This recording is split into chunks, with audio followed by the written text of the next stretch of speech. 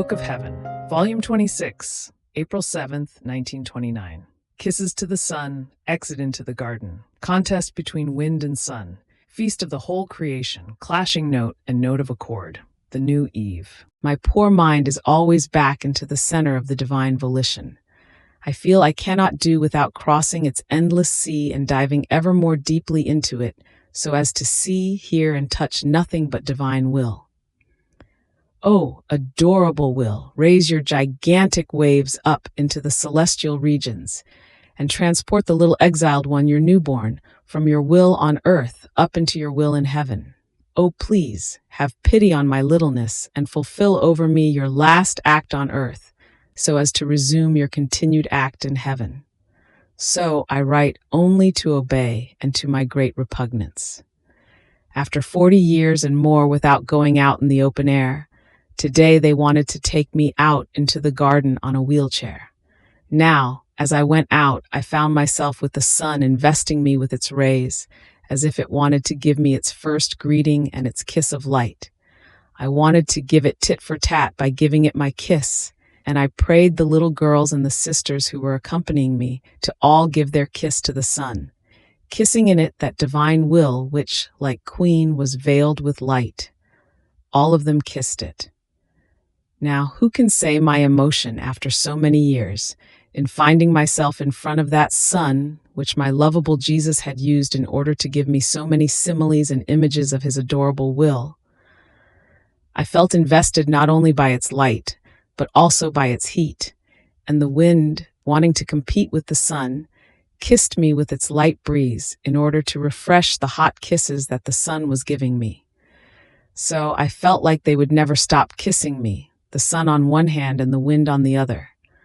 Oh, how vividly I could feel the touch, the life, the breath, the air, the love of the divine fiat in the sun and in the wind. I could touch with my own hand how created things are veils which hide that volition which created them. Now, while I was under the empire of the sun, of the wind, of the vastness of the azure heavens, my sweet Jesus moved in my interior in a sensible way, as if he did not want to be outdone by the sun, by the wind, by the heavens. And he told me, "Beloved daughter of my volition, today everyone makes feast because of your exit." The whole celestial court felt the gaiety of the sun, the joy of the wind, the smile of the heavens, and all ran to see what was new. And in seeing you invested by the light of the sun that was kissing you, the wind caressing you, the heavens smiling at you, they all comprehended that the power of my divine fiat was moving the elements to celebrate its little newborn. Therefore, the whole celestial court, uniting with all creation, not only makes feast, but feels the new joys and happinesses that my divine will gives it because of your exit. And I, being spectator of all this, not only make feast within you, but I do not regret having created the heavens, the sun, and all creation.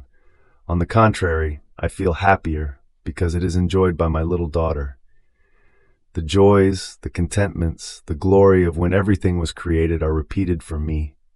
When Adam innocent had not yet made the note of sorrow of his rebellious will resound in the whole creation, which broke the gaiety, the happiness, the sweet smile that my divine will had in the sun, in the wind, in the starry heavens, to be given to creatures. In fact, my daughter, by not doing my divine will, man put his clashing note in our work of creation. Therefore, he lost the accord with all created things. And we feel the sorrow and the dishonor that there is a string out of tune in our work, which does not produce a beautiful sound. And this sound out of tune moves away from the earth the kisses, the joys, the smiles which my divine will contains in the creation. Therefore, one who does my will and lives in it is the note of accord with all. Her sound contains a note not of sorrow, but of joy and of happiness, and is so harmonious that all perceive, even the very elements, that there is the note of my will in the creature.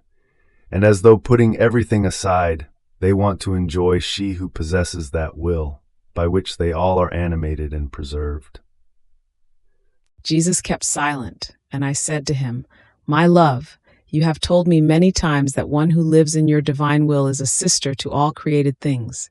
I want to see whether my sister light recognizes me. And do you know how? If in looking at it, it does not dazzle my sight. And Jesus, Certainly it will recognize you. Try and you will see. I looked straight into the center of the sphere of the sun, and the light seemed to caress my pupil, but without dazzling me, in such a way that I was able to look into its center, at its great sea of light. How clear and beautiful it was! How true it is that it symbolizes the infinite, endless sea of light of the divine fiat. I said, "Thank you, O Jesus, for letting me be recognized by my sister light." And Jesus resumed his speaking.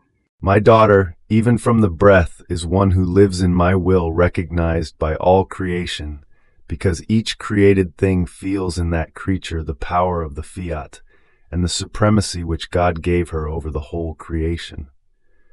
Look and listen, my daughter. In the beginning, when Adam and Eve were created, Eden was given to them as their dwelling, in which they were happy and holy. This garden is a simile of that Eden, though it is not as beautiful and flowery. Now, know that I have permitted your coming to this house, which is surrounded by a garden, for you to be the new Eve. Not Eve the tempter, who deserved to be put out of happy Eden, but Eve the reformer and the restorer, who will call again the kingdom of my divine will upon earth.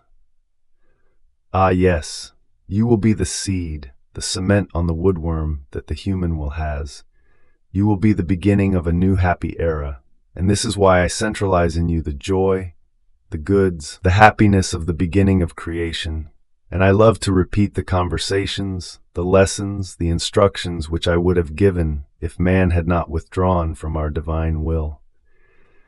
Therefore be attentive, and let your flight in it be continuous.